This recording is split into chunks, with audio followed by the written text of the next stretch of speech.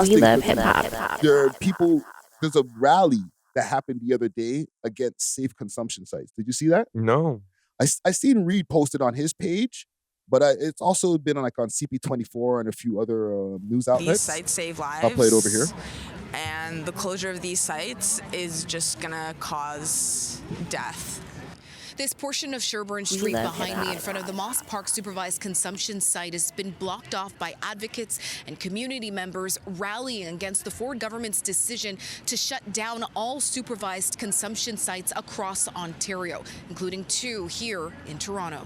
Dozens turned out listening to a rotation of passionate speakers who say these sites are vital as protesters hold signs and photographs of loved ones who've lost their lives to overdose. We The love challenge hip-hop. with the current provincial government is that they try to force us into having an either-or scenario. Safe consumption saves lives, harm reduction saves lives. It should not be a choice between one or the other. It should be both and.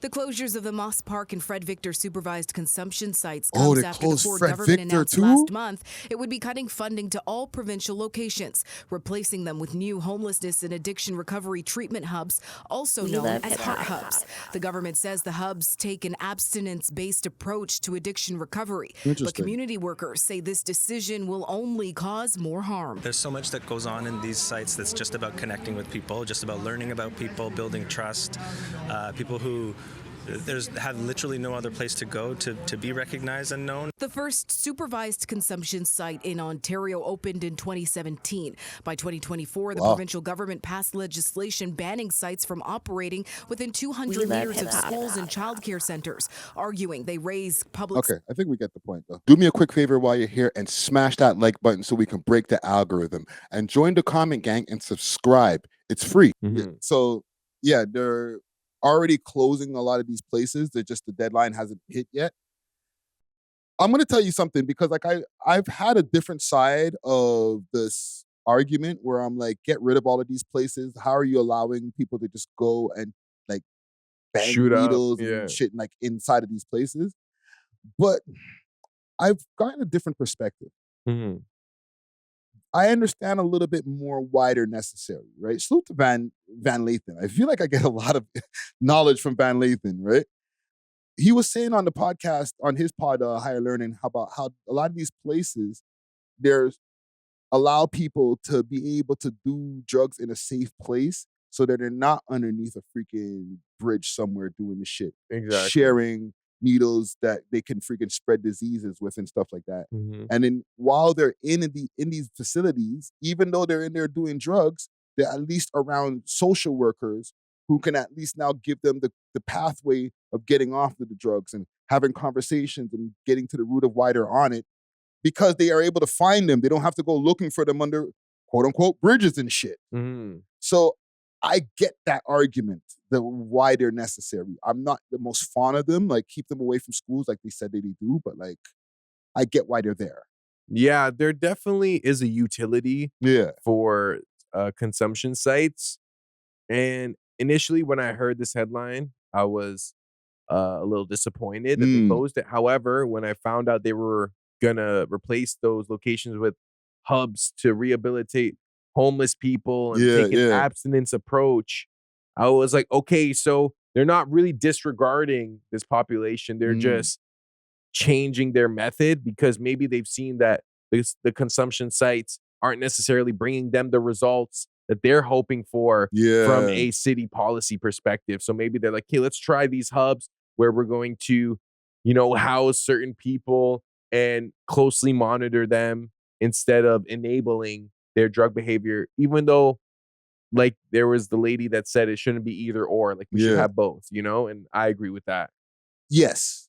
That to me is the solution. Have both. Mhm. You know what I'm saying? Maybe not have as many safe consumption sites where people are able to do drugs, but cut them down, but still make them exist because I do understand the necessity of them.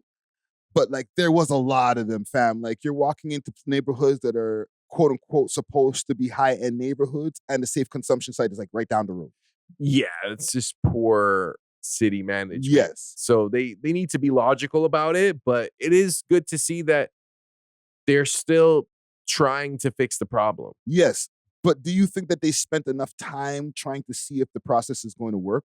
Because 2017 to where we are now, 2026, so just under 10 years, like, is that enough time to be able to see the results?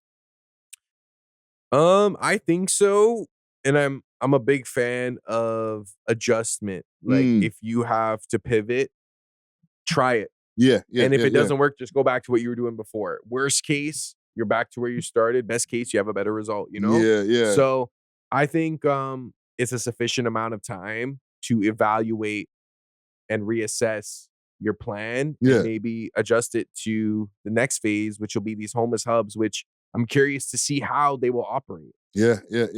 My whole thinking is like, all right, like they must have had a series of success stories for them to have advocates to be like, nah, we need these, because they've probably seen some results, but the government is probably like, no, we haven't seen enough results.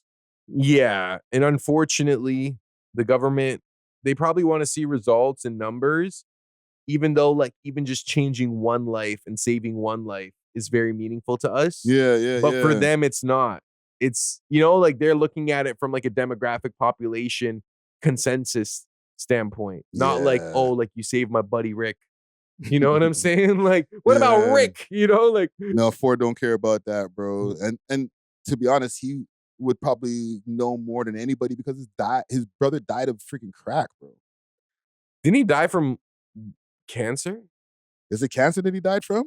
Am I fake news in it right now? I don't know. All I know, take this in. So like, you know, like those, like when you're younger and you meet those OGs and like they'll tell you stuff and like you don't know if it's true, but like they say it with conviction, you know? So you just accept it. So there's this one dude, he was like a Rasta, and he was like, yeah, Rob Ford died because he tried to get off crack and then the cancer started attacking him. Oh my God. Because he was off the crack and his immune, but then he got the crack again and he was good. Yeah. But then when he quit again, it attacked him again.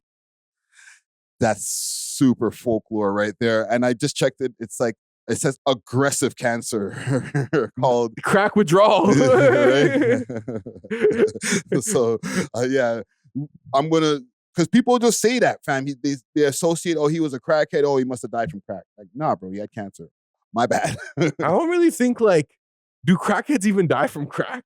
I feel like you live longer. I haven't really seen many dudes die from crack. I have never seen somebody die from a crack overdose. I've seen them die from an overdose when there was like Fenty in it or something. Yeah, that's different. Right? But like the pure crackhead, like the purist, they live for a long time, bro. And like healthy, like yeah, or relatively healthy. You know what I'm saying? No teeth. I don't know how healthy that is. You know what I'm saying? Mm-hmm. But salute to all of the people out there. I was going to say salute to all the addicts out there. Yo, salute to all the addicts. We're all addicted to something. You know what I'm saying? Yes. Whether it's a coffee, whether it's chocolate, whether it's cigarettes, kush. What are you addicted to? Comment down below. Yeah, straight up, man. Everyone's addicted to something. That's the funny thing. You just never know. Bro, I get very pissy when I don't have my Tim Hortons ice caps, bro. Yeah, you're definitely addicted to that. I'm addicted to coffee. I know what else you're addicted to. Talk to me. Gingers. I don't know about addicted. That's crazy. Anywho. I don't know about addicted. Let's wrap it for the day. Let me get some music for the road here. What a way to end the show. This guy's letting out my freaking secrets. We love hip-hop. If you enjoyed this video, please make sure to check out these other videos on the screen and make sure to like and subscribe. We love hip-hop.